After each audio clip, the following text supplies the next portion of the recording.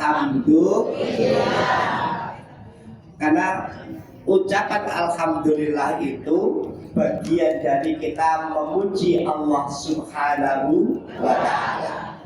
Dan salah satu agar doa-doa kita itu segera dikabulkan oleh Allah, maka sering-seringlah kita memuji Allah Subhanahu wa ta'ala. Para ibu sekalian yang dirahmati oleh Allah, jadi tadi malam atau kemarin sore ada kejadian yang cukup menyayat hati kita. Jadi fasilitas negara yang digunakan untuk melindungi dan melayani masyarakat justru menjadi petaka bagi masyarakat. Seorang ojol, ya, ojek online terlindas atau dilindas oleh salah satu mobil rantis yang dimiliki oleh pihak keamanan. Tentu kita cukup prihatin dengan kejadian yang terjadi saat ini di tengah kondisi ekonomi yang belum stabil, di dalam kondisi ekonomi yang belum begitu bagus untuk mereka kaum yang menengah ke bawah. Saya tidak bilang menengah ke atas, iya. Kenapa? Di negara kita itu yang paling banyak terimbas oleh berbagai kebijakan pemerintah adalah kaum menengah bawah. Dengan belanja di mall kena PPN 11%. Betul Bu ya? Iya. Baik dengan menerima honor dari pemerintah sebagai KSH atau kader atau yang lainnya kena PPh. Betul Bu ya? Iya. Tetapi kemudian PPh-nya anggota DPR ditanggung oleh pemerintah. Ada ketidakadilan. Ada ketidakadilan, dan ini yang sedang disuarakan. Oh, alusi betul.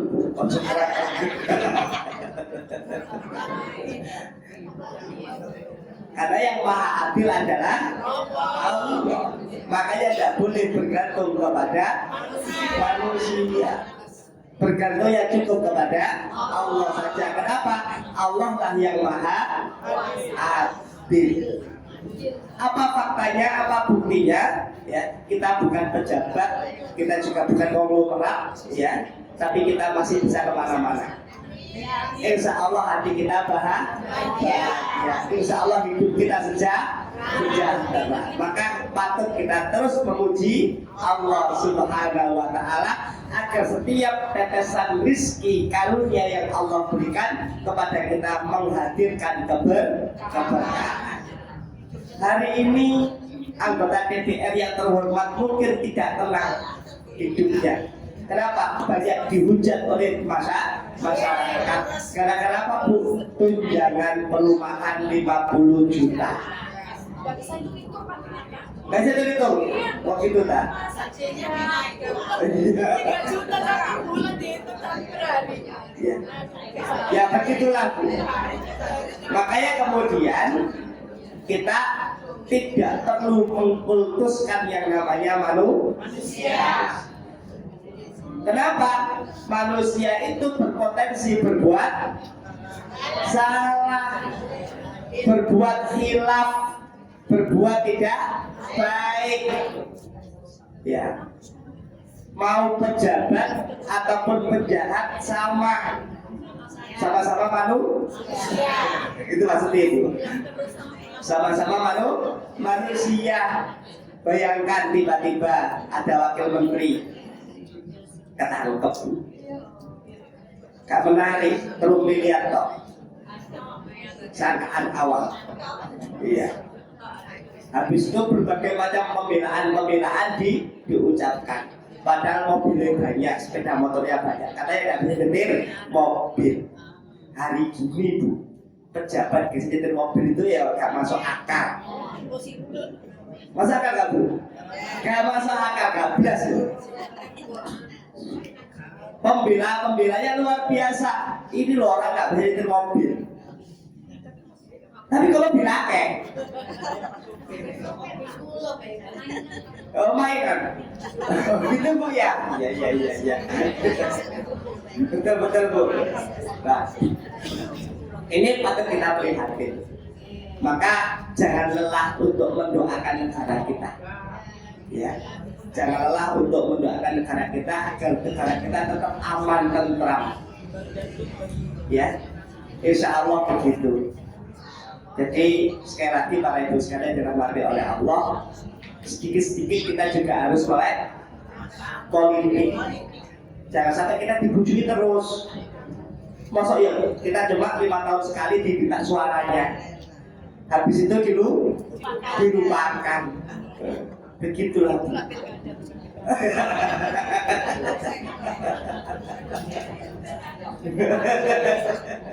Jadi begitu Bu. Artinya apa? Begini, dalam konteks ajaran agama kita, umat Islam juga butuh ngerti yang namanya siasa. Siasa itu bahasa Arab, bahasa Indonesia yang politik. Tetapi politik yang bersiasat, politik yang kemudian cara bukan semata-mata untuk menggapai sebuah kekuasaan. Di situ. Kenapa Nabi Muhammad hijrah ke Madinah? Itu politik. Kenapa politik? Itu siasat. Kenapa siasat? Supaya dakwah Nabi berkembang. Kalau hijrah wajib, hijrah dari sesuatu yang tidak benar menuju sesuatu yang benar. Itu hijrah. Hijrah dari kebodohan menuju kecerdasan. Karena sejatinya kita adalah orang-orang cerdas. Hijrah dari keprimitifan menuju zaman modern. Makanya kemudian kota Yasrib itu dirubah oleh Nabi menjadi namanya apa? Madinah. Kota modern, kota yang berkemajuan, kota yang berperadaban. Kota yang berperadaban itu adalah kota yang kemudian para penduduknya itu saling memahami satu sama lain, saling menghormati satu sama lain, saling menjaga satu sama lain, dan di sanalah terbentuk yang namanya kesejahteraan. Sama kalau kita tarik ke lingkup kecil kita, di keluarga kita, kalau kemudian suami istri itu rukun, insya Allah rezekinya akan terus mengalir. Ojo amin tok bulan konono, ojo tukaran. Mas apa lagi? Iya, amin tok gak cukup. Harus dijalankan. Iya, harus rukun. Iya, gak oleh kemudian tukaran, apa paling curiga. Loh Pak, abis ini kok beda kalau ini ya repot guys. Padahal dibelikan sendiri sama istrinya minyaknya, lali gitu. Iya. Ya biar minyak wangi saya minyak. Makanya minyaknya berubah baunya Bu ya. Ya. Dulu minyak wangi, sekarang minyaknya GPU Bu. Masya Allah. Oke. Nah, siasat. Jadi Nabi pun melakukan siasat, atau bahasa kerennya adalah politik. Apa itu? Cara untuk menggapai sebuah hal kebaikan. Berdakwah pun butuh siasat. Dengan masih ingat ketika zamannya Pak SBY, rame-ramenya dimunculkan terorisme setelah munculnya bom Bali. Masih ingat Bu? Saya teringat itu di Masjid Al-Falah setiap hari mesti ada intel yang nyangkut untuk ngawasi. Dulu muncul orang-orang yang membawa Quran, mushaf kecil yang ditaruh di saku, itu juga diintai oleh mereka. Jadi luar biasa. Habis isu terorisme, muncullah isu radikalisme, Wahabi, intoleran dan seterusnya. Kalau kemudian umat Islam tidak membuat sebuah siasat dalam dakwahnya, maka pasti dakwah Islam akan berhenti. Kenapa? Karena mereka orang-orang kafir, orang-orang Nasrani, orang-orang Yahudi tidak akan pernah terima kalau Islam itu jaya. Tetapi kemudian dalam kehidupan sehari-hari kita seringkali dihadapkan pada sesuatu yang akan meluluh lantakkan ketauhidan kita. Betul atau tidak, Bu? Tanpa disadari. Bukan punten.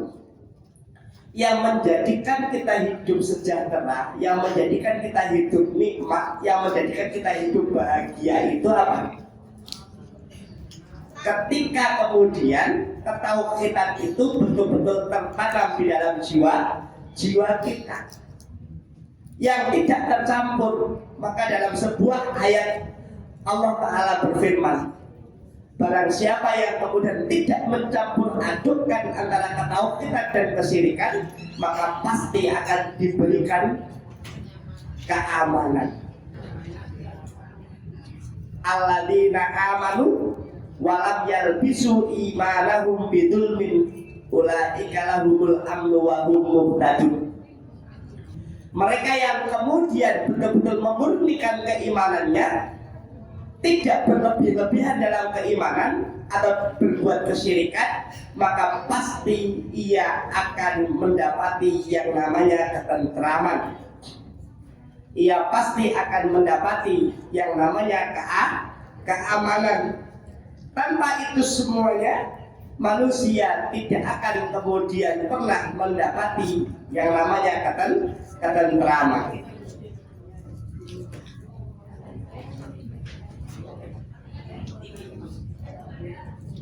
Oke, saya akan masuk pada materi ini. Materi hari ini, sikap berlebih-lebihan. Gulu, sudah pernah? Belum. Oke. Siap. Mohon maaf suara saya agak jernih karena lagi kena flu. Iya. Jadi mulai hari Senin kemarin enggak. Iya. Ada, saya coba tenang. Oke.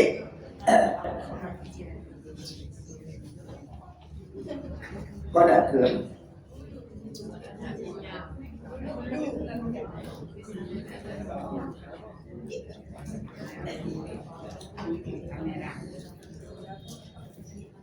Oh ya.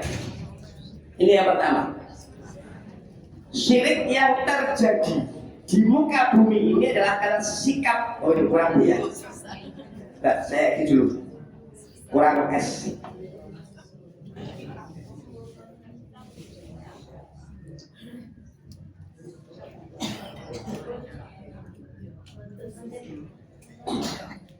Jadi syirik yang terjadi di muka bumi ini ada karena sikap yang tidak benar terhadap orang soleh. Hati-hati. Sikap yang tidak benar terhadap orang soleh. Bu, ziarah kubur itu boleh atau tidak? Tak ulangi lagi, ziarah kubur boleh atau tidak? Saya harus teruskan di sini. Fedruto. Boleh, tidak dilarang. Awalnya dilarang. Awalnya ziarah kubur itu dilarang. Kenapa dilarang? Kenapa dilarang? Karena takut adanya sikap berlebih-lebihan. Ini. Dulu Rasulullah pada awalnya melarang umat Islam itu untuk berziarah kubur, dilarang. Kenapa? Takut akan timbul persoalan baru. Apa itu? Mengkultuskan orang soleh tadi, mengkultuskan pemakaman tadi, mengkultuskan tempat-tempat tertentu yang dianggap memiliki kekuatan. Maka dikatakan ini, syirik itu terjadi di muka bumi ini adalah karena sikap yang tidak benar terhadap orang soleh. Tidak dilarang berziarah kubur, tapi yang dilarang apa? Sikap yang tidak benarnya tadi. Maka kemudian Rasulullah sampaikan dalam hadisnya, taraktu fiikum amrayni in tamassaktum bihima lan tadillu abadan. Aku tinggalkan dua perkara. Apa itu? Quran sama hadis. Kalau dua hal ini kita pegang dengan kuat, maka insya Allah kita tidak akan tersesat dalam kehidupan ini.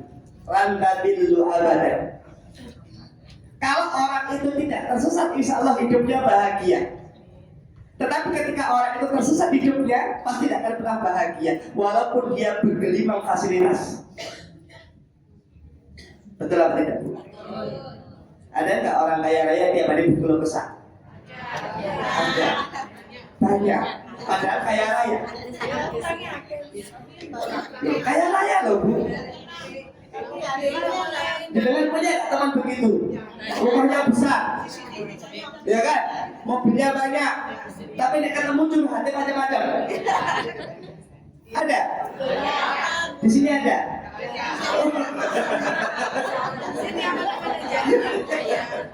Jadi setiap ketemu curhatnya mesti persoalan.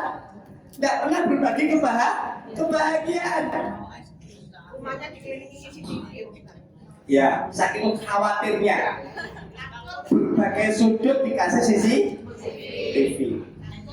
Awal pekan ini tetangga saya 2 sepeda motor dibawa lari. Yang membutuhkan. Akhirnya minta ke saya, Mas tolong buka CCTV. Saya buka.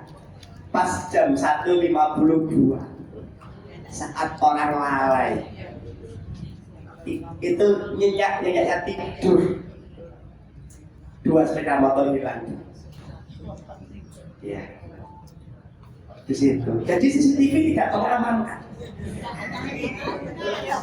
Maka jangan bergantung pada CCTV. Begitu Ustaz, saya sudah membuktikan. Ustaz pada CCTV yuk kayak gambar di sepeda motor itu tetap hilang. Hanya untuk melihat saja. Kita berikan bukti itu ke kepolisian, ditangkap orangnya, dipenjara orangnya, dia sepeda motornya kembali. Ya sudah. Tapi bukan rezeki kita. Enak ya ngono. Terus gak usah teman-teman. Pada waktu itu tuh kunek ya loh. Loh, terus piye ini? Iya. Nah, maka ini sikap yang tidak benar ini hati-hati. Hati-hati pada sikap ini. Dulu banyak orang soleh. Kabutan mohon maaf. Sering nggak dimunculkan kalimat di negara peradaban itu namanya Syekh Qadir Jailani. Siapa beliau? Orang mana Bu? Hah? Orang mana Bu? Kok Yaman? Ini bukunya yang ditulis oleh beliau. Ini satu buku yang ditulis oleh Syekh Qadir Jailani. Nah, isinya ini Bu. Nah. Ini isinya Bu.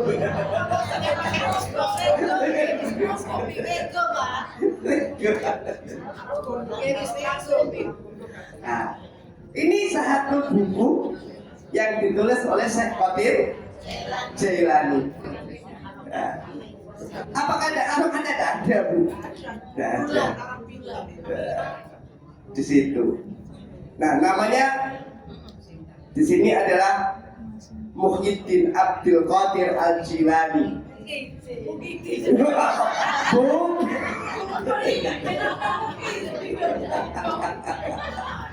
Beliau ini lahir tahun 470 Hijriah. Lahirnya Wulida. Jadi dilahirkan tahun 470 Hijriah di Baghdad. Tahu Baghdad Bu? Irak. Wis ngono wae. Wis ro ya, coba ngomong. Ini kan sering kali, ini orang soleh. Ini orang soleh. Apa yang beliau katakan? Kalau engkau ingin menjadi orang yang dicintai oleh Allah, maka murnikan ketauhidanmu semata-mata menyembah hanya kepada Allah. Di situ. Tetapi ada kelompok-kelompok tertentu yang kemudian berbuat yang berlebihan terhadap beliau. Ngapunten, lebih tinggi mana derajatnya Syekh Qadir sama Nabi? Nabi yang sering kali disebut siapa? Dua-duanya.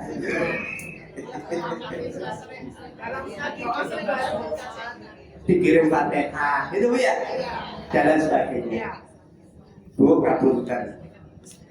Nanti itu pasti lah. Nanti lain waktu saya ulas. Nah, hati-hati. Kenapa? Karena awal mula terjadinya kesyirikan itu adalah karena sikap yang tidak benar. Itu sikap yang tidak benar. Ini hati-hati. Boleh nggak kita pakai akik? Boleh. Sebagai apa? Perhiasan. Boleh, tidak apa-apa. Cuma saya nggak suka akik gitu aja. Loh, saya punya. Mau dikasih saya? Saya dikasih satu layar. Belum aja. Iya. Saya dikasih ada berapa? 7 kalau nggak salah. Di situ. Nah. Tapi saya nggak pakai. Kenapa? Saya nggak terbiasa pakai cincin. Hiasan nggak apa-apa ya Ustaz. Pakai hiasan nggak apa-apa. Nggak apa-apa. Tapi yang nggak boleh adalah ketika dianggap bahwa di dalam batu tersebut, perhiasan tersebut punya sesuatu. Misalnya bisa menyelamatkan, menghadirkan rezeki dan lain-lain. Itu yang tidak boleh. Sikap yang seperti itu yang tidak diperbolehkan. Tidak boleh sikap seperti itu. Ini, maka hati-hati. Termasuk kepada orang yang soleh. Pokoknya ini aku ketemu Ustaz ini nyaman, tidak boleh. Kalau itu mulus. Pokoknya ngaji deh, guru ini gak tenang aku, tidak boleh. Hati-hati Bu ya. Ada kan? Ada. Maka ini terjadi awal mula kesyirikan adalah karena sikap yang tidak benar. Kita hormat, boleh menghormatinya. Boleh nggak kita minta didoakan? Boleh. Tetapi jangan satu-satunya. Keyakinan tadi, kalau nggak Ustadz ini aku tidak nyaman, tidak boleh begitu. Maka ketika kita belajar kepada siapapun, ketika mereka punya ilmu, boleh kita ambil ilmunya. Tidak usah milih. Ya, di situ. Nah, ini yang pertama. Yang kedua, ada kalimat menarik. Ya. Bahwa bid'ah adalah penyebab kekafiran dan lebih disenangi oleh iblis daripada maksiat. Kenapa? Karena maksiat masih bisa diampuni, sedangkan bid'ah tidak. Ini sikap lebih-lebihan, menambah-nambahi, membuat ajaran baru. Akeh aku wis. Banyak, ya. Maka berhati-hati. Jangan sampai kemudian dalam kehidupan kita itu melakukan sesuatu yang tidak pernah dicontohkan oleh Rasulullah Sallallahu Alaihi Wasallam. Siapa yang berpikir kuat seperti itu? Para khulafaur rasyidin. Betul-betul tidak mau melakukan kecuali Rasulullah lakukan. Apa contohnya? Umar itu protes ketika mencium Hajar Aswad. Apa kata Umar? Kalau Rasulullah tidak pernah melakukan, aku tak sudi untuk menciummu. Karena Rasulullah pernah melakukan, maka para sahabat mengikuti, meniru apa yang dicontohkan oleh Rasulullah Sallallahu Alaihi Wasallam. Tanpa itu maka dinamakan yang namanya bid'ah, membuat sebuah ajaran baru. Hati-hati. Iya. Kita lo ngajak menjalankan yang ada saja belum tuntas. Iya kan? Iya, oke kan? Ya wes. Siapa sih?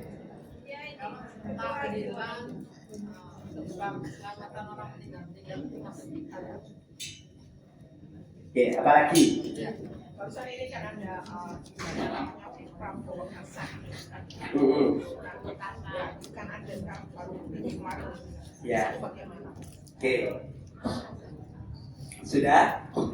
Ini pertanyaannya sensitif. Ya. Mohon nanti disensor ya.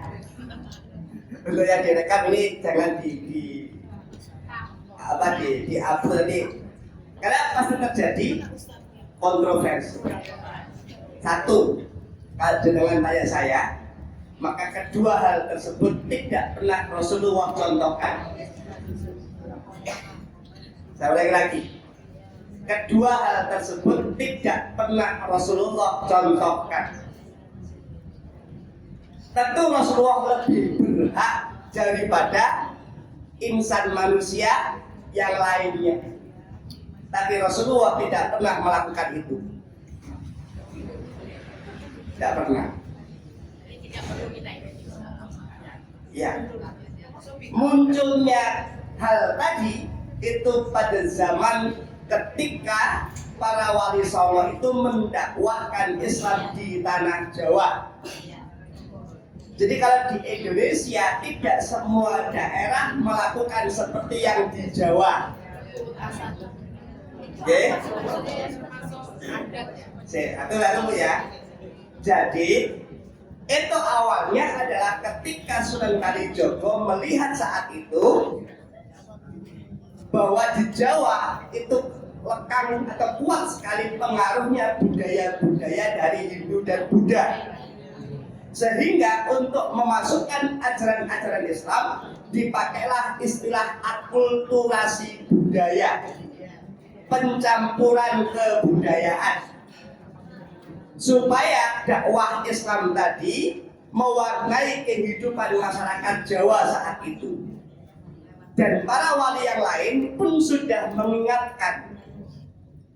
Ternyata sebelum kemudian ajaran Islam yang murni disampaikan oleh para wali songo tadi itu, Sunan Kalijogo telah tiada.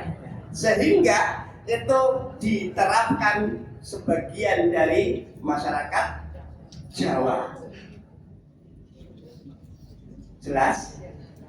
Kalau kita kembali kepada ajaran landasannya, maka tidak akan pernah ditemukan. Tidak akan.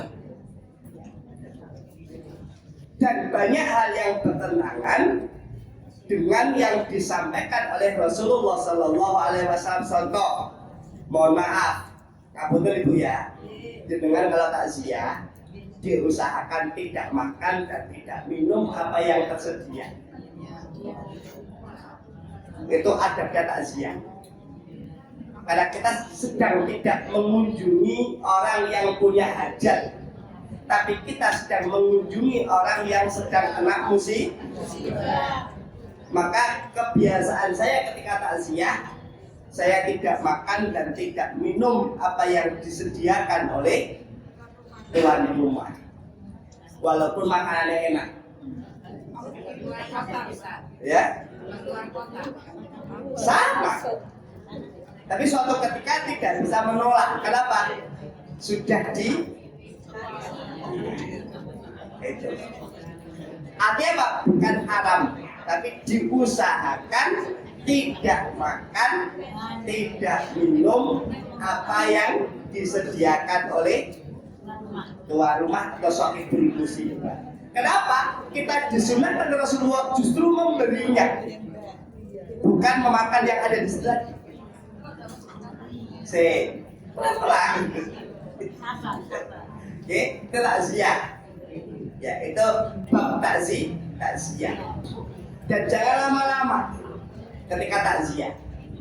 Berikutnya terkait dengan makanannya yang tersedia ketika 3 hari, 7 hari, 40, 100, 1000, ya, dan lain-lain lah. Maka para ulama berpendapat, 1, haram semuanya. Apa alasannya? Karena tidak dipersembahkan untuk Allah. 2, sebagian haram, sebagian halal. Apa yang haram? Yang bersumber dari daging, ayam, kambing, sapi. Kan dianggap tidak untuk Allah menyembelihnya. Ya. Kalau yang lain tahu, tempe, telur, ya, kuenya tidak masalah. Nah, nasinya tidak masalah. Karena bukan sembelihan. Yang ketiga, setan.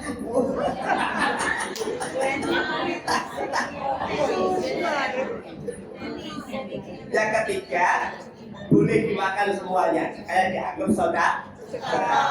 Pun nggih, wis tak sebutkan kabeh. Mau dikirimi, mau hadir, itu status hukumnya. Jelas? Ya. Tetapi kemudian kita perlu tadi membersihkan mana ajaran-ajaran yang bersumber dari Rasulullah dan mana ajaran-ajaran yang tidak bersumber dari Rasulullah, tapi itu muncul belakangan. Apa contohnya? Maulid itu pada zaman Rasulullah belum ada, pada zaman sahabat belum ada, pada zaman tabi'in belum ada. Kapan kemudian Maulid itu diperingati? 400 tahun setelah Nabi Muhammad meninggal dunia. Yes. Jadi Maulid itu, adanya peringatan Maulid Nabi itu adalah dalam tulisan disebutkan 400 tahun setelah Nabi Muhammad meninggal dunia baru ada orang yang memperingati Maulid. Ya. Jadi para ulama menyimpulkan hadis yang menjelaskan terkait dengan Maulid sampai saat ini belum pernah ditemukan, baik yang melarang ataupun yang menganjurkannya. Maka kemudian para ulama berpendapat silahkan memperingatinya, tapi tidak boleh melanggar prinsip-prinsip dalam beragama. Apa itu? Tidak boleh berlebih. Kalian hulu. Jangan sampai kayak orang Syiah. Apa orang Syiah itu? Sampai nangis-nangis, ya kan? Menyakiti dirinya. Ya, pernah tahu Bu? Ya kan?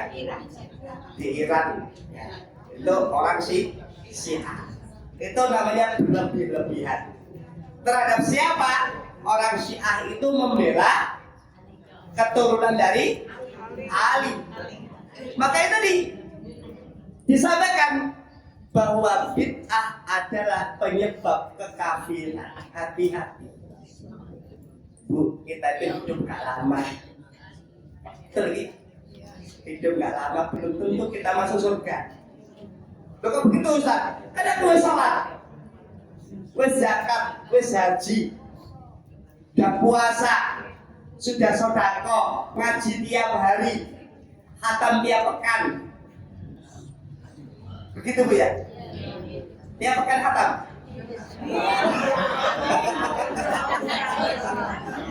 Kok kayak itu Bu?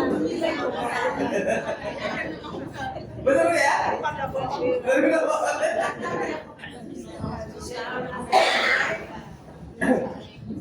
Nah, maka hati-hati. Kenapa? Perbuatan bid'ah tadi itu perbuatan yang disenangi oleh iblis. Dan iblis itu akan menjerumuskan manusia kemana? Ke dalam api neraka. Maka ini hati-hati. Hati-hati. Apalagi ketika pernikahan. walimah. Bu, nggak usah berlebih-lebihan. Biar saya pernikahin no hotel, no rumah makan, ya akhirnya cerai.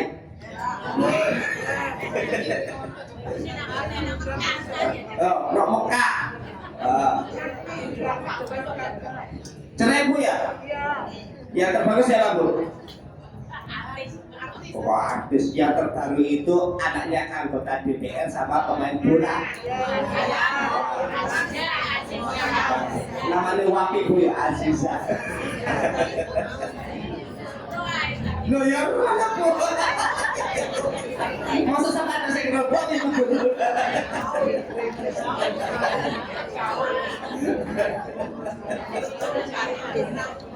Masya Allah.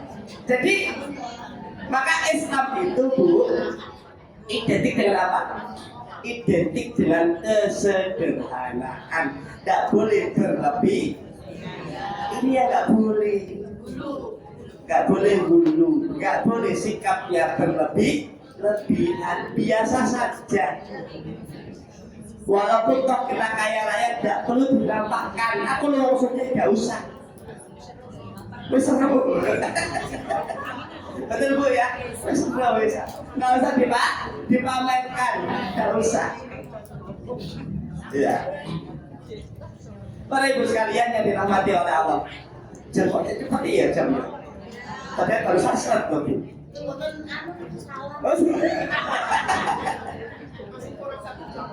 Gitu bu ya, gitu. Ini bid'ah, hati-hati dengan bid'ah. Maka para ulama berpendapat terkait dengan hulu. Apa itu? Bertindak keterlaluan di dalam agama sebagaimana nenek moyang mereka dahulu dan melarang mereka mengikuti sebab-sebab yang membawa nenek moyang mereka kepada kesesatan, sehingga menyesatkan pula orang lain dari jalan kebenaran. Itu ajaran Islam. Mereka meninggalkan hukum syariat dan mengikuti hawa nafsu yang buruk. Inilah hulu. Hati-hati. Syariatnya nutup aurat. Itu syariat. Ya, maka apa? Yang terpenting adalah auratnya tertutup, bukan perkara merek. Kabeh seragaman. Mari lo kasih seragaman diri gak butuh ngaji, tidak usah. Beda saja. Kenapa? Bukan perkara pakaiannya, tapi perkara apakah sudah tertutup atau belum auratnya. Ini hati-hati. Jadi bertindak keterlaluan itulah hulu. Ya. Dalam apa? Dalam agama. Kuwabe biyen nek moyangku koyo iki. Wis ket biyen sing kenapa dibaru-baru barang. Hati-hati Bu ya. Ya Allah, luar biasa. Hubungi kaca dari meja. Kreatif. Ini Bu ya. Jangan sampai kemudian kita itu apa namanya dikendalikan oleh hawa nafsu. Jangan sampai berlebih-lebihan dalam beragama. Siapa contohnya? Orang-orang Nasrani menganggap Nabi Isa itu sebagai Tuhan. Itu sikap berlebihan.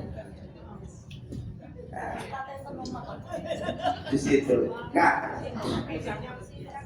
jadi jangan sampai kemudian kita itu meninggalkan hukum syariat. Hati-hati Bu. Apa yang sering kali ditinggalkan? Hukum syariatnya perkara waris. Sopor yang ditinggalkan mesti langsung dibagi rata dengan adil. Kita kan orang maka menginduknya pertama kali adalah kemana? Ya Quran. Nah, ya kan? Ya kan? Ya kan?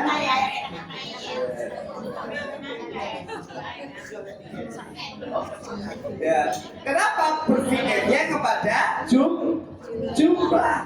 Padahal kalau kemudian kita mengikuti hukum syariat, insya Allah akan menghadirkan keberkahan.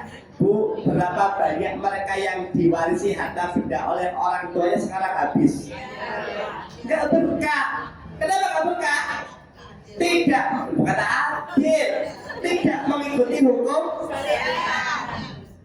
Mereka ikuti apa? Mengikuti hawa nafsu. Ojo wis dibagi di rumah induk. Ayo, ada yang begitu di sini? Nanti bagi, susu-susui. Itu bukan rumah panjenengan. Tapi kalau disesuaikan ya Pak. Iya, Pak, berarti dibagi itu. Artinya baginya jangan lama-lama.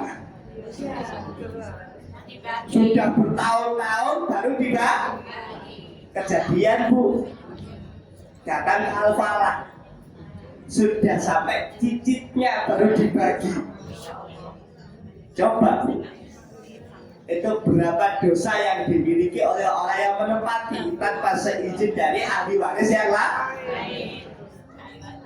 Loh iya, kenapa? Ngikuti hawa nafsu, tidak mengikuti hukum syariat.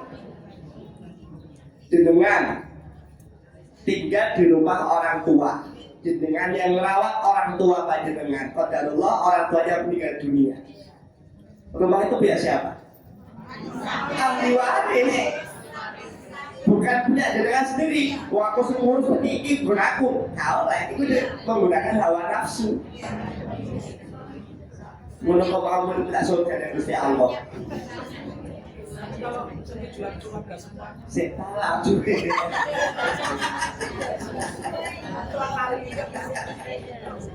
Maka perintahnya Rasulullah adalah bagi, sampaikan kepada ahli warisnya. Saya contohkan ketika mbak saya meninggal dunia, habis kami kebumikan, malam hari itu kami kumpulkan semuanya ahli warisnya. Saya tanya semuanya, ya kan? Saya tanya apakah ada harta yang ditinggalkan oleh mbak, gitu kan? Saya tanya kepada siapa? Saya tanya kepada yang merawat saat itu. Yang pertama bukan harta, adakah wasiat yang ditinggalkan oleh mbak? Satu wasiatnya. Kenapa? Wasiat itu wajib ditunaikan dulu. Dua, utang piutangnya. Baru yang ketiga, harta peninggalannya. Yang pertama kan sudah ditanya apa? Ada berapa warisnya? Padahal sebelum bagi waris itu apa? Wasiatnya dulu ditunaikan, utangnya dulu diselesaikan. Akhirnya Pak, sibuk royokan waris, lupa bahwa ada wasiat, lupa bahwa ada utang piutang. Hati-hati Bu. Maka tidak ada jaminan walaupun kita sudah melaksanakan rukun Islam yang 5. Kalau kita masih menggunakan hawa nafsu, maka tidak ada jaminan kita masuk surganya Allah. Hati-hati. Ya, hati-hati. Nah, begitu. Kok medeni Ustaz? Aku ora medeni. Ini peringatan agar kita berhati-hati dalam menjalankan syariat agama. Begitu. Syariat agama itu mudah, tidak sulit. Akan jadi sulit kalau apa? Kalau manusia itu mengikuti hawa nafsunya, itu yang mau popo. Betul gak Bu? Di situ. Nah, para ibu sekalian yang dirahmati oleh Allah. Jadi hulu itu bertindak keterlaluan, itu garis yang harus dipahami. Bertindak keterlaluan dalam agama. Artinya ayo kita jalankan syariat, jalankan ketentuan-ketentuan yang sudah Allah dan Rasulnya tulis di dalam Quran maupun hadis. Itu saja loh Bu, kita gak sanggup menjalankan semuanya. Betul gak Bu? Didengar saya baca sama suami. Loh, saya baca sama suami. Dikit-dikit. Padahal perintahnya tidak boleh Mas. Insya Allah saya dapat Oh, ini gak ada. Atau gak boleh bantah. Kecuali suaminya melanggar syariat. Dua, adakah yang bersuara lebih tinggi daripada suaminya?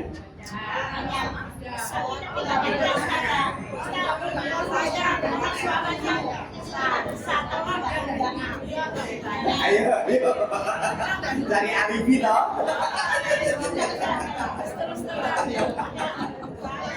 Itu kan sederhana, ya kan? Syariat yang disyariatkan oleh Allah. Perempuan itu jangan sampai suaranya meninggi.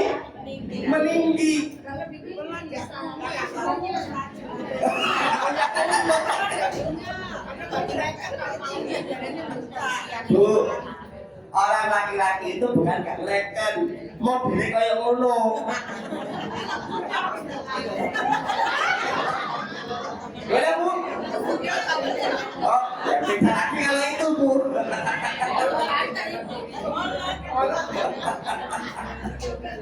Masya Allah. Jadi kalimatnya jelas. Apa kalimat Allah? Jangan tinggikan suaramu. Kalau tinggi suara ibu, itu beda. Itu hal yang berbeda. Normalnya adalah ketika kita bersuara, jangan sampai suaranya orang perempuan itu lebih tinggi. Kenapa dikatakan Rasulullah sautul hamid?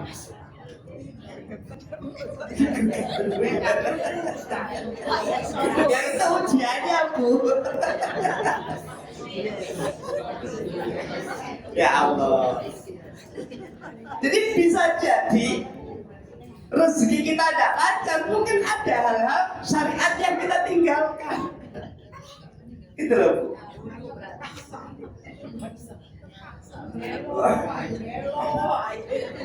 Jadi ini loh Bu, pokoknya wis ketemu ibu-ibu mau ngomong apa salah. Salah. Aku salah. Iya, salah. Walaupun aku nggak pasti dibahas ya.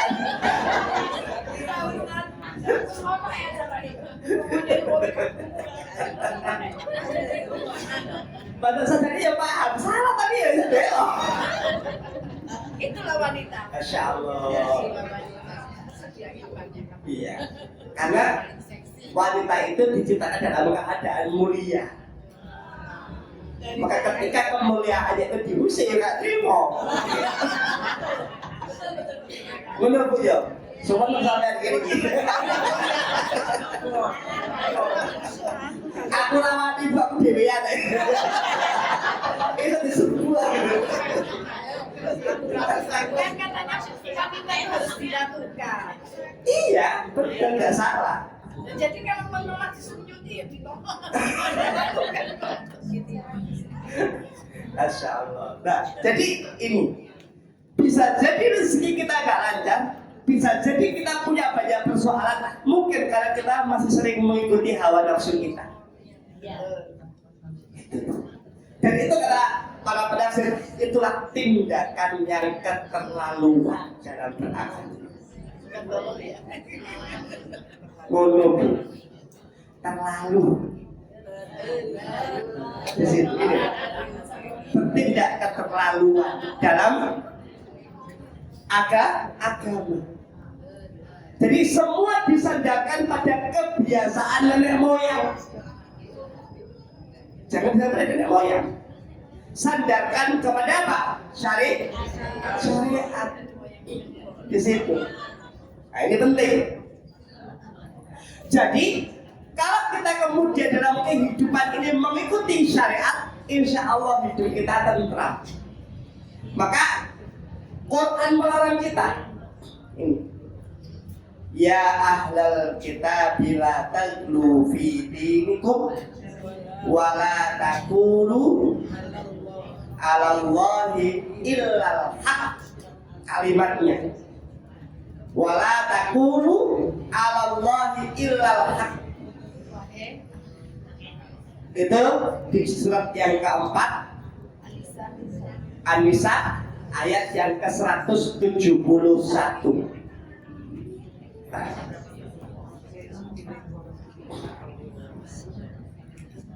Jadi wala taqulu 'alallahi illal haq.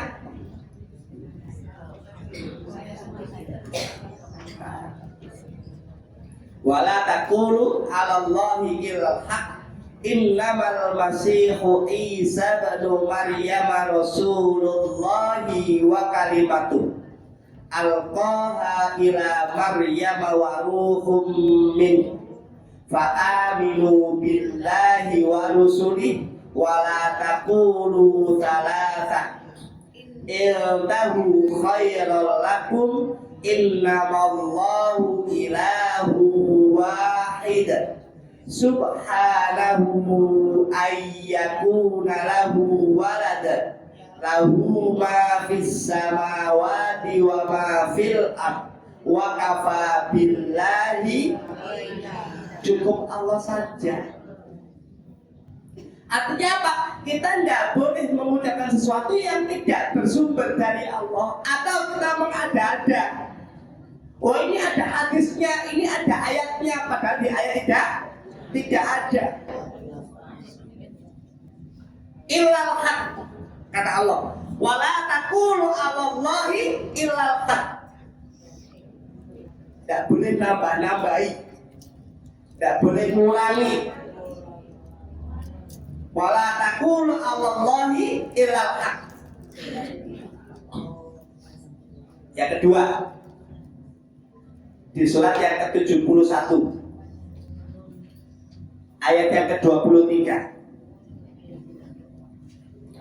Wa qalu la tadarunna alihatakum wa la tadarunna waddan wa la suwa'a wa la yaghutha wa ya'uqa wa nasra.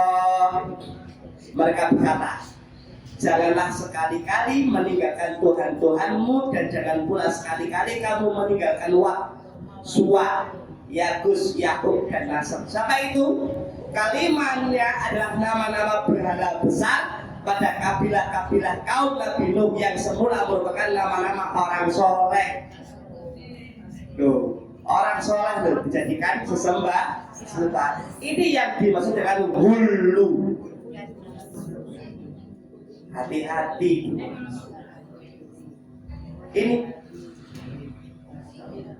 Jadi hati-hati dengan orang soleh.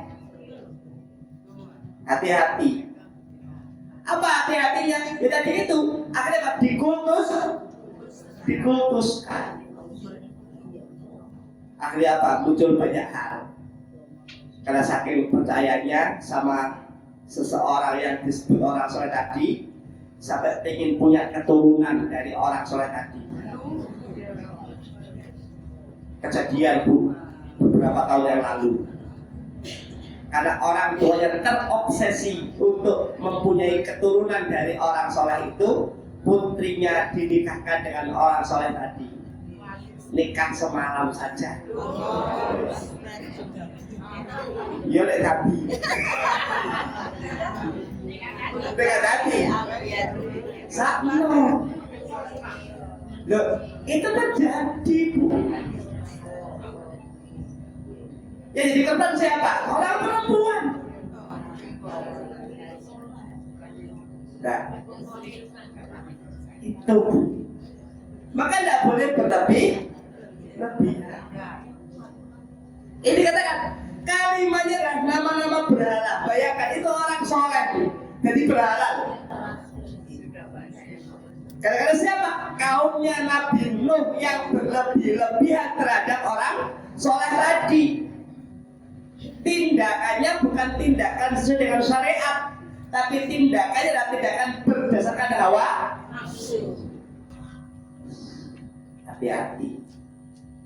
Beberapa tahun yang lalu ketika saya ke sebuah daerah, ada kebiasaan, saya kaget. Jadi ada seorang pemateri, kiai itu ngasih pengajian. Nah, ketika air minum tadi itu udah habis jadi royokan.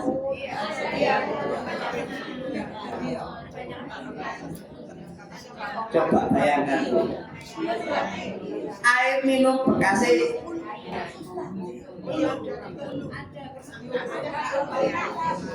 Sampai ini, ya Allah, saya gitu. Banyak. Nah, ini uang kemarin kena flu ya apa?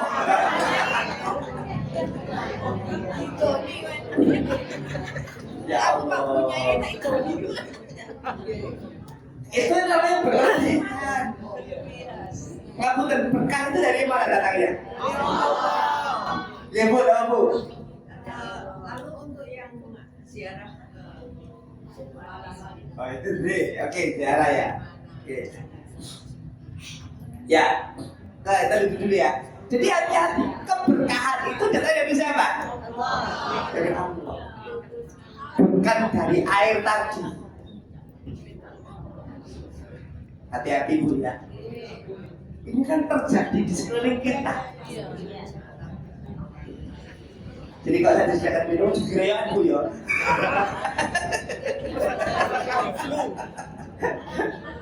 Ke situ. Jangan. Itu tidak diperbolehkan dalam syariat agama kita. Dalam? Loh, ini baru nggak apa-apa Bu. Nah ini kan bekas Bu. Apalagi jadi royok? Royok. Kenapa? Dianggap ada keberkahan. Itu terjadi pada zaman Imam Syafi'i dan Imam Malik kalau nggak salah. Saya itu tidak. Suatu ketika Imam Syafi'i itu sholat ke rumahnya Imam Malik. Suatu ketika anaknya bilang, wahai ayahanda, katanya ini orang soleh. Kenapa semua makanan dihabiskan? Kata Imam Syafi'i, makanan yang tersedia di rumah orang yang soleh, insya Allah berkah. Maka dihabiskan oleh Imam Syafi'i. Bukan bekas loh Bu, bukan bekas itu makanan yang dihidangkan. Ini yang saya baca. Jadi karena ada keberkahan di tempat orang yang soleh, maka Imam Syafi'i mengambil tadi dimakan semuanya habis. Anaknya Imam Malik tanya, katanya orang soleh makannya banyak, maka dijawab tadi. Nah, tapi ini untuk beliau-beliau kita nggak nutut pikirin. Tentu beliau itu punya sesuatu yang melandasinya sehingga tidak sama dengan apa yang kita pikirkan. Di situ. Nah kita jalankan apa? Jalankan yang sudah disyariatkan ya. Makan secukupnya. Di situ. Jangan berlebihan tadi. Nah, balik ziarah kubur. Tadi kan saya sampaikan Bu, tidak dilarang. Ya dilarang apa? Memutuskannya seolah-olah ketika tidak ziarah ke kuburan tertentu, dan tidak bahagia, dan tidak sejahtera, dan tidak berkah, itu tidak boleh. Tapi perempuan hati-hati. Perempuan itu harus diajak baru boleh untuk ziarah kubur. Kalau oleh berangkat dewi. Nah, kalau perempuan sendirian hukumnya makruh.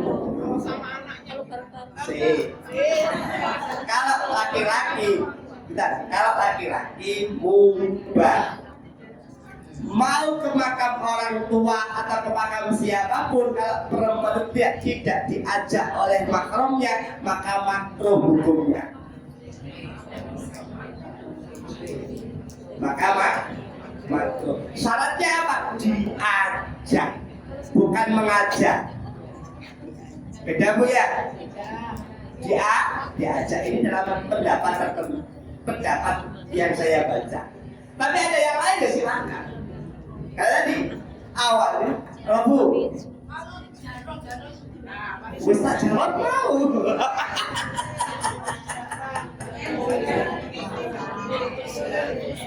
Jadi hukum awalnya ziarah itu dilarang, dulu ya. Kemudian Rasulullah membolehkan. Maka para ulama berpendapat satu, kalau laki-laki boleh silakan, ubah. Perempuan, perempuan itu kalau sendirian maka supaya ubah boleh. Bukan rombongan, diajak oleh makhluknya, dan tidak semata-mata datang ke tempat tersebut hanya untuk berziarah saja, itu tidak diperbolehkan. Kalau perempuan cowok kan? Ya berarti nggak usah. Kan jenengan punya suami, nggak punya anak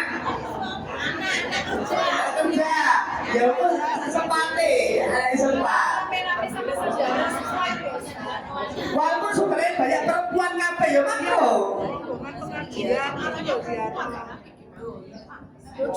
Sekarang hukumnya tadi itu ziarah kubur itu apa Bu? Boleh, ya kan? Tidak sunnah. Jangan diperdebatkan. Wes ya? Gampang toh? Ya. Yang wajib apa? Mendoakannya. Itu wajib. Dan mendoakannya tidak harus dekat dengan pemakanannya. Kita itu kan dikasih ranah hukum yang luas, tapi jangan disempitkan. Kalau nggak datang ke kuburan nggak afdal, itu tidak boleh. Itu namanya berlebih-lebihan. Paham saya? Jadi dimanapun kita berada kita bisa mendoakan, tapi jangan sampai kalau nggak dekat makannya nggak afdal. Nggak boleh diakui seperti itu. Kalau hanya pengen lihat itu aja. Dan pada baik bukan.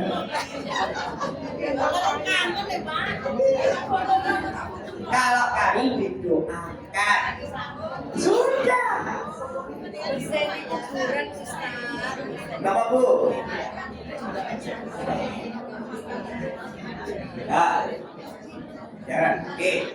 Nama Bu? Waalaikumsalam. Kalau kita punya keluarga, sampai sedangkan kita nggak punya anak, bagaimana hukumnya kalau perempuan semua? Dan tadi belum ada yang keluarga misal. Ya, tadi kan saya sampaikan berziarah itu boleh. Kalau laki-laki Bu, kalau perempuan, jelas Bu ya. Lihat perempuan kabeh. Sudah kan satu keluarga itu apa? Bukan dilarang, ya bukan dilarang, tapi alangkah baiknya kalau kemudian ikuti syariat, dipenuhi dulu di situ, dipenuhi. Tapi jangan kubur gitu, kayak kira kalau nggak ziarah kubur nggak afdal itu harus dirubah pola pikir itu. Mendoakan itu tidak mesti harus datang. Bukan kita lewat di depan kuburan, Rasulullah perintahkan doakan. Lewat itu lewat. Lebih tinggi mana? Dengan hadisnya sama jalan tadi. Lebih tinggi ini. Lewat saja. Apa kata Rasulullah? Ucapkan salam. Assalamualaikum ya ahlal kubur.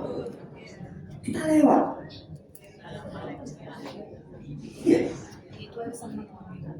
Itu syariat. Makanya kemudian melakukan syariat itu pendekatannya bukan pada keinginan atau rasa, bukan, tetapi pengetahuan yang kita miliki.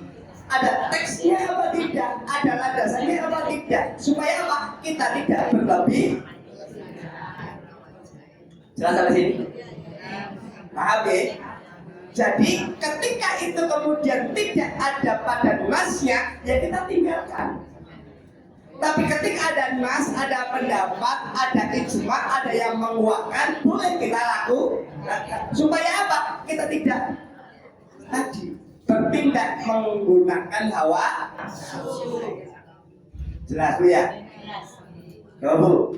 Kalau misalnya ziarah tapi membersihkan aja sama hajat-hajat kan terlalu sekali kan membersihkan. Ya. Jadi kalau kemudian kita kembali kepada syariatnya, kepada teks tekstualnya, dia tidak perlu ada nama, tidak perlu ada apa-apa, cukup ada batu di atas kepala, itu aja cuma. Makanya Rasulullah kan orang dibuat apa? Ijik dan seterusnya. Di situ. Dan kenapa? Karena mereka yang telah tiada itu sudah berada di alam tertentu. Nah, inilah yang kita perlu berhati-hati. Ya. Tidak dilarang ziarah kubur itu. Tidak dilarang untuk membersihkan kubur, tidak dilarang. Yang dilarang apa? Berlebih-lebih tadi itu. Gitu loh Bu. Paham saya gitu? Di situ. Dan jangan diputuskan ziarah di waktu tertentu. Dan itu sebuah keharusan. Menjelang puasa, setiap hari Kamis, malam Jumat, apalagi dan seterusnya.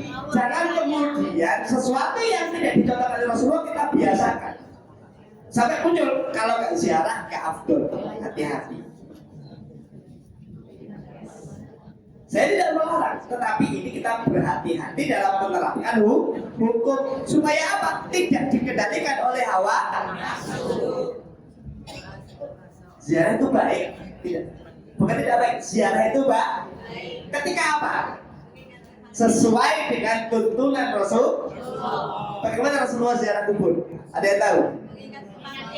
Rasulullah masuk ke kuburan, berdiri di samping kepala, menghadap kiblat, doa, pulang.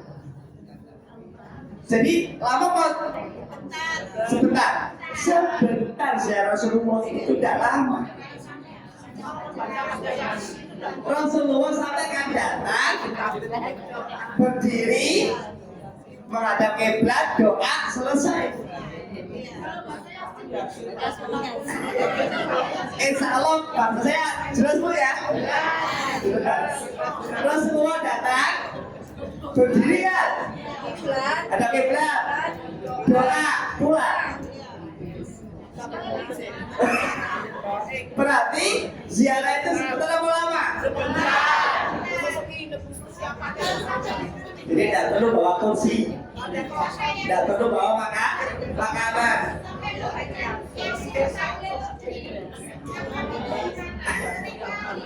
Tadi kan sampaikan Rasulullah masuk ke area pemakaman, berdiri.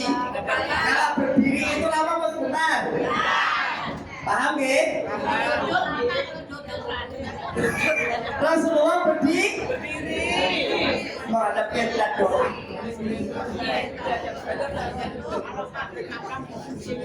Tidak boleh. Jelas Bu ya? Wes. Lama Bu, singkat. Ada pertanyaan nih? Tentang suami. Bagaimana kalau suami itu dia nggak seberapa tahu tentang agama Islam dia, terus Suruh ngaji. dia minum, terus ya gitulah. Pertama usahanya kecil, terus sekarang udah kaya, dia suka minum, main perempuan. Nah, si perempuan tadi istrinya marah gitu loh Pak. Tinggal Bu. Iya, nggak pulang ke rumah orang tuanya. Ya. Gimana Pak Ustaz hukumnya? Kalau kita cerai terus kita pulang ngambek ke rumah orang tua kita.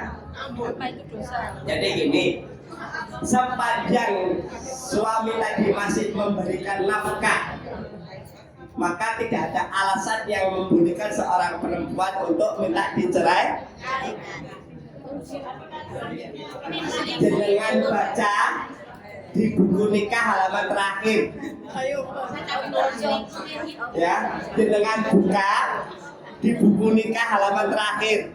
Di situ jelas kapan seorang perempuan itu boleh menggugat cerai ketika tidak diberi nafkah lahir batin selama 6 bulan.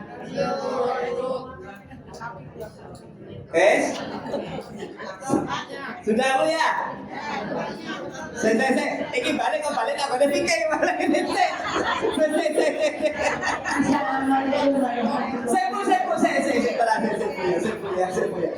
Ini kok biar materi itu. Ya, jadi saya singkat ya. Artinya gini, menjalankan syariat itu adalah berdasarkan teks. Apa itu? Hadis. Quran, hadis. Kalau tidak di Quran tidak ada, bukan tidak ada ya. Di Quran tidak dijelaskan secara rinci, di hadis tidak dijelaskan secara rinci, maka turun kemana? Ijma ulama. Ijma ulama. Kalau di ijma juga kurang jelas atau tidak rinci, maka ada kias namanya. Jadi pertama Quran, kedua hadis, ketiga ijma, keempat kias. Itu landasan kita untuk menjalankan syariat, bukan karena seneng atau tidak seneng, enak atau tidak enak. Nah, terkait pertanyaan terakhir tadi, ada di mana itu? Itu tercantum jelas, ya. Beberapa kali saya sampaikan juga Bu ya. Di buku nikah panjenengan di halaman terakhir dengan buka namanya sikot taklif. Kata dibuka Bu. Yesus.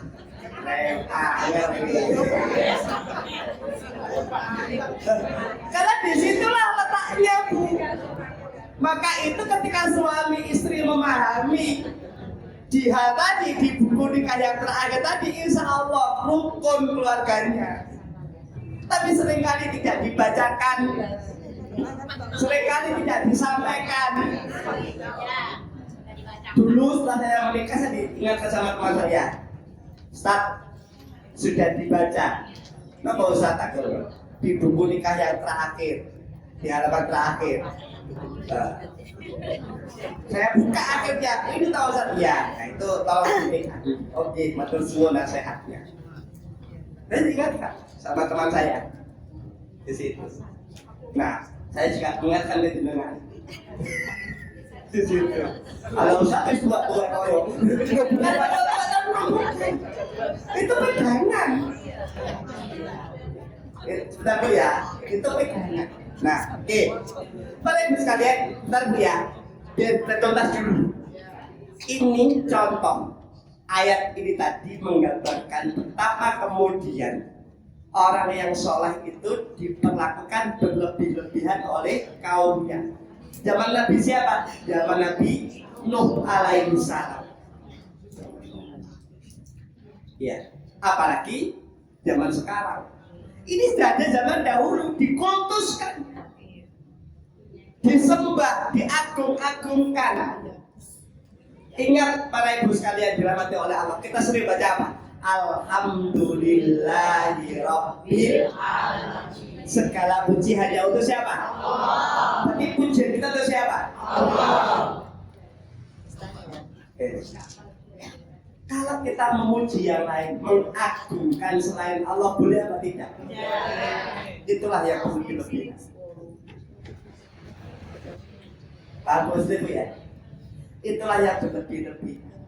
Maka jangan sampai kemudian kita mengagungkan berlebih-lebihan selain Allah. Selain Allah. Kenapa?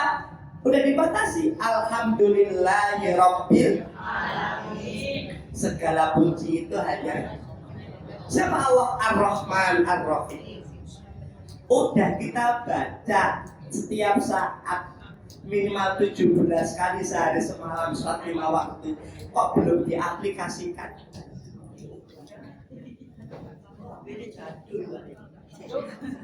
Ini penting.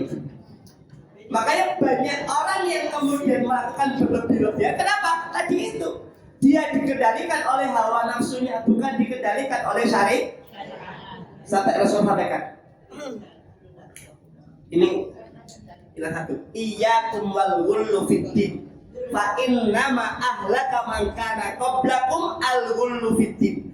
Jauhkanlah dirimu kalian dari ghulu, berlebih-lebihan dalam agama. Kenapa? Sesungguhnya sikap ghulu itu telah membinasakan orang-orang sebelum kalian.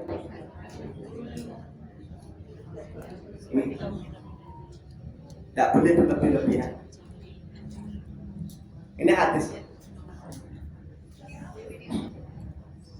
Yang kedua, ada hadis lagi. La tutruni kama atrotit nasara Ibnu Maryam fa innama ana abduhu faqulu abdullah wa rasuluh. Ini Rasul katakan, janganlah kalian berlebih-lebih dalam memujiku sebagaimana orang-orang Nasrani telah berlebih-lebihan memuji Isa putra Maryam. Apa kata Rasul? Aku hanyalah hambanya. Maka katakanlah Abdullah wa Rasuluh. Aku ini hamba Allah dan Rasulnya, bukan Tuhan. Ada kaitan. Yang memberi syafaat siapa? Yang memberi syafaat siapa? Allah bukan Rasul. Cuma Rasulullah berhak memilih siapa yang kelak akan diberi Allah syafaat. Kenapa? Itu bagian dari doa Rasulullah. Jadi bukan Rasulullah yang memberi syafaat. Tadi kan dikatakan di ayat kursi, Allahu la ilaha illa huwal hayyul qayyum la ta'khudhuhu sinatun wa la naum lahu ma fis samawati wa ma fil ardh yashfa'u indahu illa bi'idhnihi. Siapa yang beri syafaat? Rasul atas izin Allah. Tetap Allahnya di atas. Maka dikatakan, aku ini Abdullah, aku ini Rasulnya Allah. Jadi tidak boleh meninggikan Rasul lebih tinggi daripada Allah. Itu berlebih-lebihan. Dengan berbagai sholawat yang dibaca. Nah, hati-hati. Kalau yang tidak dicontohkan oleh Rasulullah tidak perlu dibaca. Iya, sholawatnya Allahumma sholli ala Muhammad dan seterusnya. Itu yang dicontohkan oleh Rasul. Sing gawe macam-macam sapa Bu?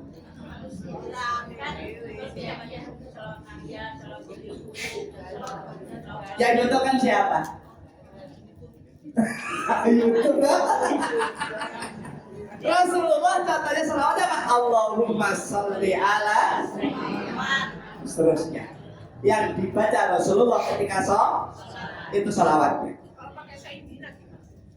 Silakan.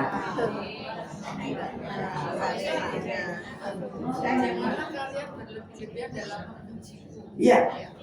Kalau kita bersolawat, ya. Kan ada perintah solawatlah. Ya. Ya. Tidak apa. Tapi kalau seandainya ada solawat, solawat yang dicontohkan oleh Rasul sudah ya. Iya. Yang dicontohkan Rasulullah solawat yang dibaca ketika Allahumma sholli ala Muhammad wa ala ali Muhammad kama shallaita ala Ibrahim wa ala ali Ibrahim wa barik ala Muhammad wa ala ali kama barakta ala wa barik ala Muhammad dan seterusnya. Itu yang dicontohkan Rasulullah. Apakah ada selain itu? Kalau Diba itu syair. ada yang Ya. Maka tadi kan disampaikan yang dicontohkan oleh Rasul ada yang disingkat. Allahumma sholli ala Muhammad wa ala alihi wa sahbihi walhamdulillahi rabbil alamin. Ya, ada yang begitu kan? Dan seterusnya. Di sini. Jadi semua yang kita jalankan itu berdasarkan pada yang dicontohkan oleh Rasul, gak oleh Nabi Dewi. Apalagi memberi nama-nama tertentu. Bu, ngapunten. Dulu itu banyak orang-orang Arab yang membuat syair. Contohnya apa? Tala al-badru alaina. Itu apa? Syair apa selawat? Syair. Itu kode nyanyi loh, Bu.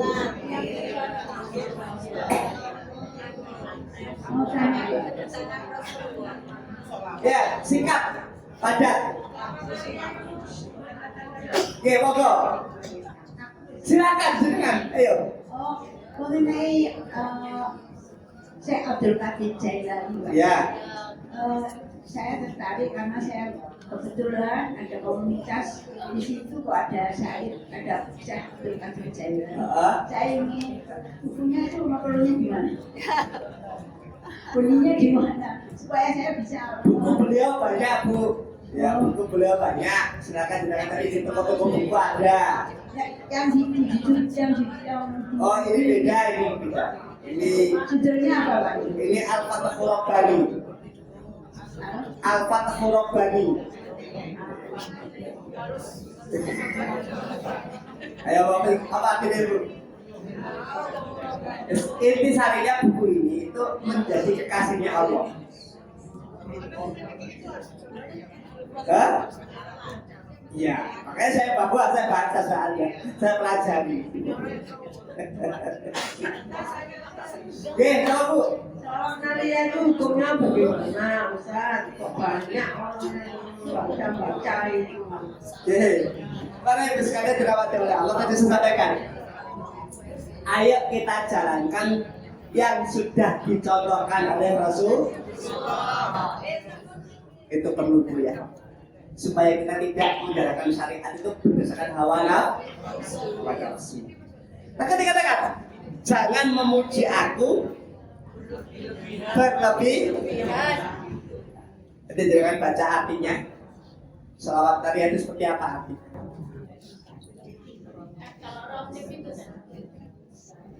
Itu doa. Ya, iya, kenapa? Ya.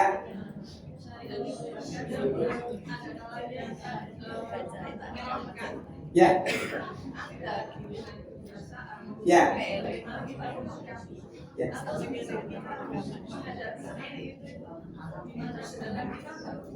Sedangkan kita nggak mau, Ya. kita orang biasa. Ya. Terus yang kedua, mengenai tadi sholawat seperti itu, lebih baik atau lebih tinggi manakah antara sholawat dan istighfar? Sedangkan kalau sholawat kan kalau yang saya tahu itu tidak perlu niat tapi ada pahalanya. Maaf Ustaz, terima kasih. Oke. Tugas kita menyampaikan. Tapi ketika kemudian kita berada pada satu titik tertentu yang kita tidak bisa berbuat apa-apa, ya dan ikuti saja. Contoh gini. Saya menguburkan jenazah. Di ketentuan menguburkan jenazah, di antaranya adalah dapat tidak terkala adan. Perkara adan. Ketika saya menguburkan keluarga saya, ya, tidak pakai adat. Karena saya punya kuasa di sana. Saya bilang, tadi sudah ada. Mau subuh, mau duhur, mau asar, bisa ada. Saya bilang, tadi sudah ada. Akhirnya diam para pengajian, tidak rapi lagi. Tapi ketika kemudian saya mau menguburkan jenazah orang lain, ya sudah. Manut. Kenapa? Karena pada posisi itu kita tidak mungkin untuk bisa berbuat yang lebih. Ya kita pasrahkan kepada Allah. Ketika kita bisa menghindar, kita menghindar. Tapi ketika kita tidak bisa, ya sudah. Maaf Ustaz, sedangkan kita ini kadang kan kalau ilmu dari tempat A, B, C, D, Paham. kadang kan kita berbeda-beda. Pasti. Nah, itu bagaimana juga Ustaz kalau semisal kita berpendapatnya A, sedangkan yang lain mengikuti yang B atau gimana gitu. Hukum itu berdasarkan pada situasi dan kondisi yang kita alami. Jadi al-hukmu tadullu ala illatihi. Ya. Maka ada dalam kaidah fikih itu kan kedaruratan. Ketika kita bisa menghindari sesuatu yang dilarang oleh Allah, kita hindari. Tetapi ketika kita tidak menghindari, kita tidak bisa menghindarinya, ya apa boleh buat. Hal itu ya. Saya kusir kali kok. Nah, saya sering kali mengalami hal seperti itu. Dalam konteks pemahaman yang saya pahami bahwa hal tersebut tidak boleh. Tetapi saya berada di tengah-tengah situasi itu, ya saya tidak bisa bergerak apa-apa. Tetapi ketika saya bisa merubah, saya rubah. Tapi ketika saya tidak punya kuasa lagi, ya sudah, saya cukup memohon pada Allah, ya Allah, mudah-mudahan Engkau ampuni apa yang saya lakukan. Contoh, itu saya sering kali alami. Ya, contohnya apa? Paling gampang adalah ketika kita merawat jenazah. Di situ paling banyak perbedaan. Tentu ya. Ya nanti itu. Ketika kita mampu merubah, saya rubah. Ketika tidak mampu, ya sudah. Jadi ketika saya bersedia, kalau dengan percaya sama saya, ikuti yang saya lakukan. Saya mesti taken dulu. Saya dengan mengikuti saya atau bagaimana? Karena tidak semua orang sepemahaman dengan diri kita. Saya gitu kan. Saya kalau bilangan jenazah, saya bilang seluruh doa kita baca dalam sholat jenazah. Maka setelah sholat jenazah, langsung kita bawa jenazah ini ke pemakaman untuk kita makamkan. Jadi tidak perlu ada yang lain-lain tadi. Betul Bu? Ya sudah, termasuk bab talqin tadi itu. Jadi begitulah. Seringkali kita mengalami dalam konteks tadi. Kenapa? Di dalam sebuah daerah punya adat istiadat yang berbeda dan kadang-kadang bertentangan dengan syariat.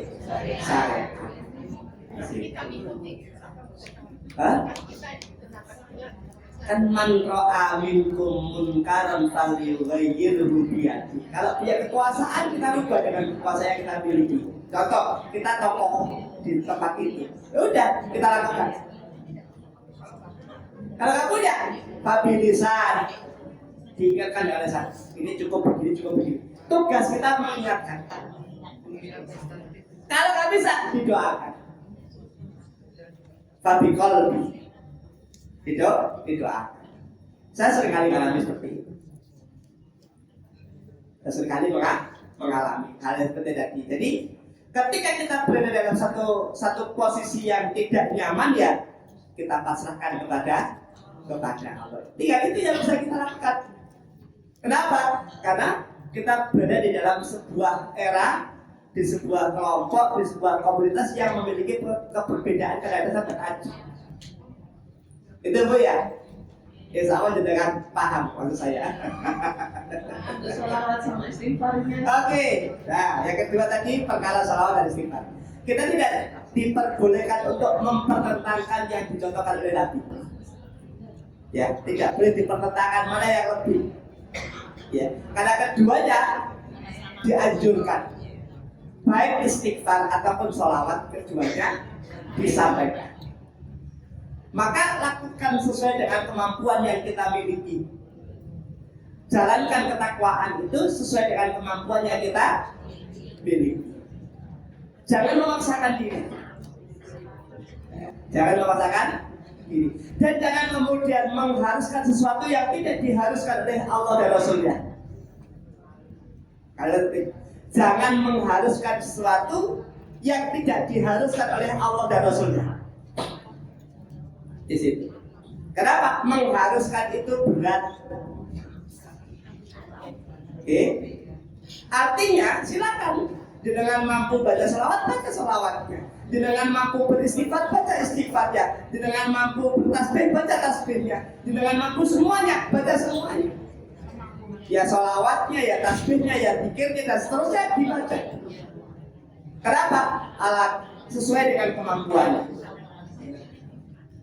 Maka jangan dipertentangkan. Jangan dipertentangkan. Terkadang kan banyak orang yang berlomba-lomba untuk memperbanyak sholawat itu maksudnya Ustaz. Iya. Sepanjang kemudian Rasulullah tidak mencontohkan, maka tinggalkan. Itu harusnya. Tetapi ketika Rasulullah mencontohkan, sebisa mungkin kita jalankan. Itulah kita menegakkan atau melaksanakan syariat. Artinya, tadi kan saya sampaikan bahwa kita menjalankan syariat itu adalah berdasarkan apa yang dicontohkan, apa yang ditetapkan, apa yang diucapkan oleh Rasulullah SAW, dan itu termaktub di dalam nasnya, baik Al-Quran maupun hadis. Kenapa? Agama Islam itu agama ittiba, agama yang mengikuti siapa? Mengikuti contohnya. Siapa contohnya? Rasulullah SAW. Jelas? Yang berangkat tadi, apa Bu? Kalau ada keluarga meninggal kan biasanya orang korban itu kan ikut di makam. Nah itu gimana Ustaz? Sebaiknya tidak ikut ke pemakaman. Ya. Sebaiknya tidak ikut ke pemakaman. Nah kalau itu bagaimana ya? Ya itulah kondisi kita di Indonesia. Di situ. Kenapa Bu? Adzan itu adalah pertanda masuknya waktu. Jelas? Yes. Kenapa Bu? Kalau di kan ada hadisnya membacakan al-Anbiya. Ya. Tapi pada kenyataannya di masjid apa kan sering baca Yasin. Ya. Iya, coba begitu. Nah, ya tadi balik lagi ada kebiasaan. Balik kayak balik ini. Sikap yang tidak baik memperlakukan apa yang disampaikan oleh orang yang sok ayat ini. Itulah yang akhirnya Pak muncul berlebihan dalam syariat. Ibu Yang mengenai adzan tadi, kalau biasanya itu bayi lahir kan juga diadani. ya. Nah itu apa? Ada syariatnya. Karena tadi kan jawabannya Pak Ustadz kan adzan itu hanya untuk perintah sholat. Ini kan adalah adzan itu adalah pertanda masuknya waktu sholat. Memang itu khilaf. Kenapa ada hadis dengan sampaikan ucapan yang pertama dan ucapan yang baik. Nah, ucapan yang baik itu bisa apa ya? Bisa macam-macam. Bisa doa, bisa zikir itu. Sehingga hal-hal yang kemudian masih terjadi kontroversi di tengah masyarakat, kita perlu untuk belajar supaya apa? Tidak salah dalam penerapan syariat. Paham saya Bu ya? Nah, di situ. Itu maksud saya. Artinya terkait dengan adzan tadi itu, pada prinsip awalnya adzan itu adalah pemberitahuan masuknya waktu. Itu prinsip awalnya. Jadi adzan itu adalah Apa tadi Bu? Pemberitahuan masuknya waktu sholat. Itu fungsinya ada. Iya, wes tak ngopi keluar.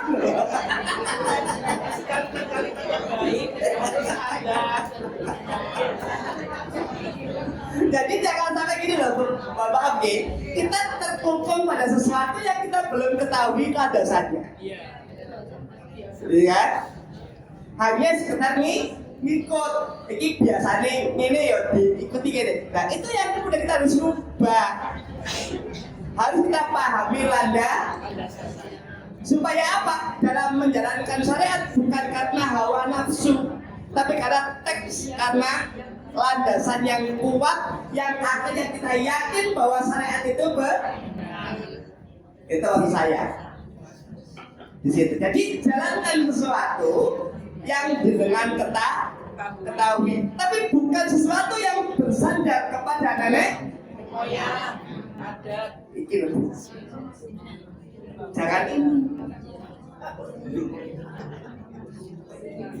Sandarnya bukan nenek moyang kita. Sandarnya bukan kebiasaan. Tapi syariat. Dan kita akan paham syariat kalau belajar. Itu maksud saya. Ustaz biar aku ini ya wis biar. Insyaallah Allah ampun. Mungkin ada ketidaktahuan diri kita. Di situ. Kenapa? Tadi ada ayatnya. Wala taqulu 'alallahi illal haq.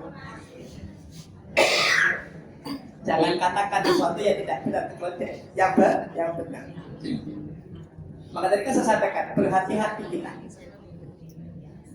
Kelihatannya baik saja belum tentu dicatat oleh Allah sebagai amal soleh.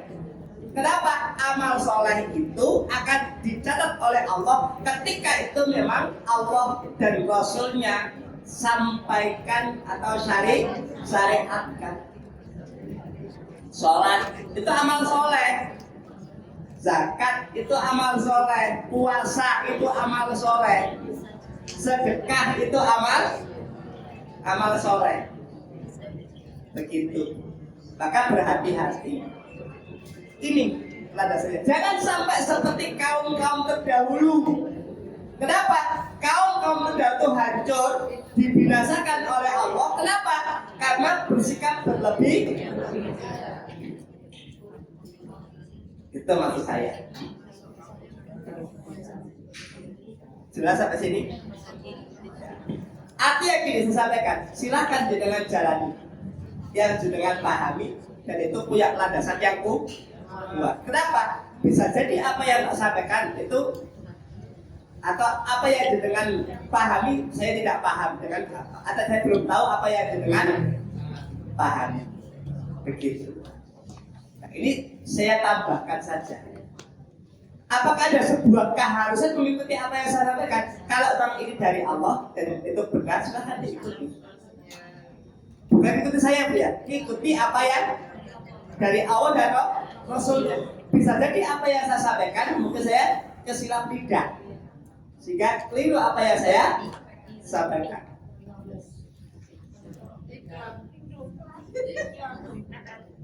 Oke. Dua latih mari, pengen mati ya. Iya, oke. Nah, ini contohnya. Kaum Nasrani melampaui batas dalam beragama dengan apa? Menambah hal yang bukan dari itu. Seperti apa? Memuja dan mengagung-agungkan Nabi mereka. Sama dengan kita di kehidupan hari ini. Jangan sampai kemudian kita menambah-nambahi sesuatu yang tidak kemudian Rasulullah dan Allah Ta'ala sampaikan kepada kita. Ini orang Nasrani seperti memuja, mengagung-agungkan sampai melampaui batas-batas yang telah ditentukan oleh Allah. Dengan apa? Mengadakan kebohongan terhadapnya dan dengan mengatakan bahwa Isa itu adalah putra Allah. Sampai itu. Contoh banyak. Salawat ini ide Rasul ide. Padahal Rasul tidak pernah mencontohkan. Wala taqulu 'alallahi illal haq. Ini sudah terjadi, sudah zaman siapa? Zaman kaum Nasrani, zaman Nabi Isa. Kalau saking berlebih-lebihannya sama Nabi Isa dikatakan tuh menambah-nambahi. Orang-orang Nasrani melampaui batas dalam kepercayaan mereka. Kenapa? Menuhankan Nabi Isa, dan orang-orang Yahudi melampaui batas. Kenapa? Menuduh Nabi Isa sebagai pendusta. Ini bentuk apa? Hululan. Nah, maka berikutnya ini koreksi, janganlah kamu melampaui batas kewajaran yang ditetapkan oleh akal dan agama dalam melaksanakan agama. Dan janganlah kamu mengatakan terhadap Allah kecuali yang benar. Jadi ayo kita jalankan, nggak usah berlebih. Banyak Bu ya. Plasenta itu apa Bu? Plasenta apa fungsinya?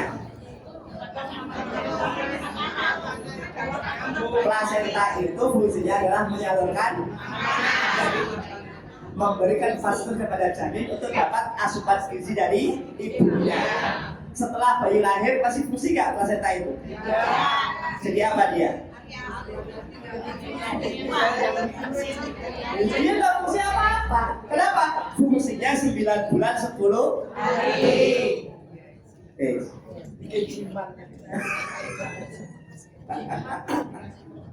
Maka tidak perlu berlebih-lebihan memperlakukan plasenta. Paham ya? Saya nggak perlu orang panjang lebar. Kenapa? Itu tadi. Janganlah kamu melampaui batas kewajaran yang ditetapkan oleh akal dan agama. Syariat kita tuh dapat dinalar, masuk akal. Ya.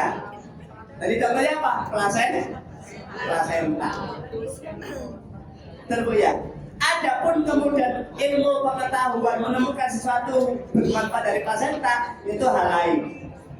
Anda dapat buktian bahwa kulitnya, pembungkusnya ari-ari itu dapat digunakan untuk kesehatan, itu hal lain. Kan begitu Bu ya. Tetapi plasenta tadi fungsinya berapa lama? 9 bulan 10 hari. Kenapa? Fungsinya adalah menyalurkan asupan makanan kepada janin. Maka jangan berlebih-lebihan memperlakukan. Paham Bu ya? Saya tidak perlu orang panjang-panjang ya. Kenapa? Syariat kita dapat dinalar di sini. Jadi janganlah kamu melampaui batas kewajaran yang ditetapkan oleh akal dan agama dalam melaksanakan agama kita. Dan janganlah kamu mengatakan terhadap Allah kecuali yang benar.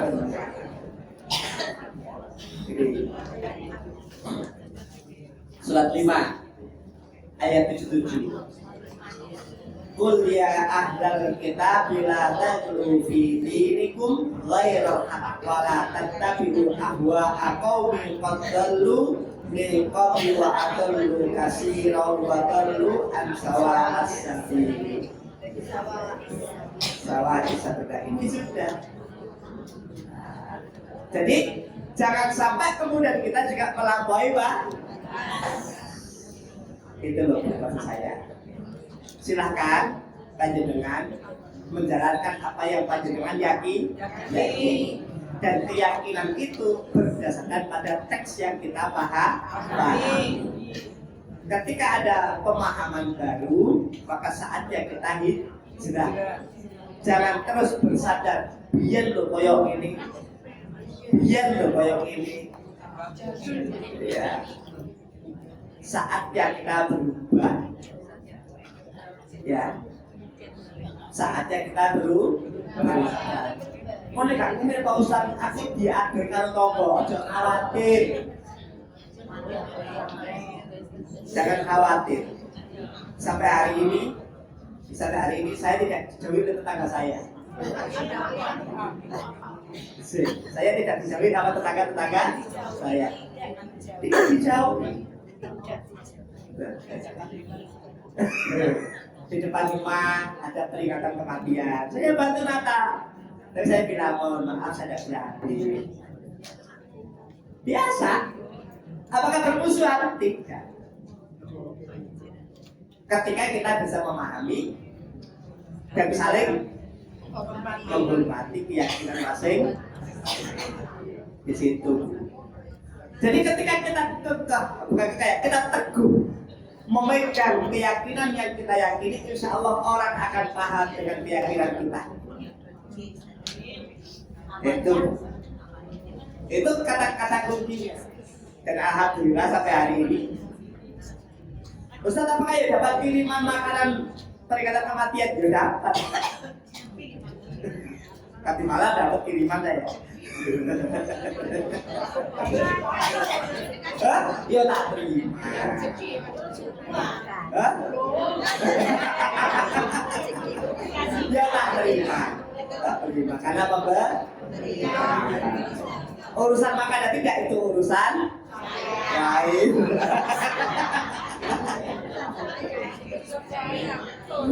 Karena tadi kita butuh punya keyakinan yang teguh. Dan alhamdulillah, mohon maaf. Ya, saya sudah lama tidak pernah dapat undangan peringatan kematian. Tapi ketika ada yang meninggal, insya Allah saya ikut. Daya takziah ya merawat jenazah. Di situ. Nah, begitulah. Jadi kata kuncinya apa? Kalau kita punya pendirian yang teguh terhadap sebuah syariat ketentuan agama, insya Allah kita akan dihormati dan kita akan dipahami oleh yang berbeda dengan maka tidak perlu meruncingkan yang namanya perbedaan, saling menghargai, insya Allah rukun. Tidak usah keras-keras. Kenapa? Ranah agama itu ranah privat. Oke? Ranah agama itu ranah privat. Sehingga apa? Ketika ada perbedaan pendapat itu sangat wajar, maka tidak perlu dibarengi. Betul? Karena listrik mau mati.